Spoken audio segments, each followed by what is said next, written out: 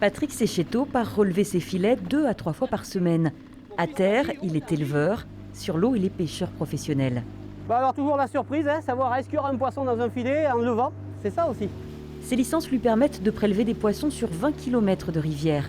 C'était beaucoup il y a 25 ans.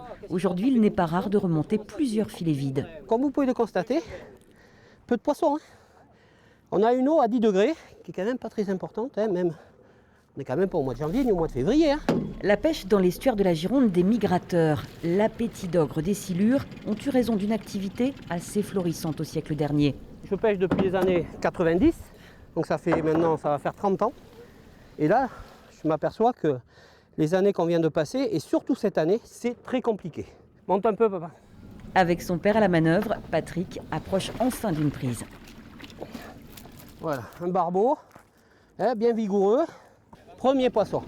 Premier poisson, mais pas le plus noble. Le cendre, le brochet reste bien trop discret. La pêche est beaucoup plus cyclique. C'est-à-dire que tu as des semaines où tu vas faire un peu de poisson, tu sens que le poisson va bouger, et des semaines, alors, tu feras rien. Entre il y a 20 ans et aujourd'hui, les volumes de pêche de Patrick ont été divisés par 4, alors que le nombre de pêcheurs a plus baissé encore. Aujourd'hui, je reste convaincu que petit à petit, notre activité va s'éteindre. Seuls 7 autres pêcheurs sont aujourd'hui en activité en Dordogne. Résultat, un barbeau de petite douane. Patrick sera peut-être le dernier, tant il aime malgré tout la pêche et cette rivière. Mais bien sûr que je vais continuer, parce que certainement que demain, je l'aurai le poisson. Si ce n'est pas demain, ça sera après-demain, mais bon, même si j'y vais pas tous les jours. Voilà.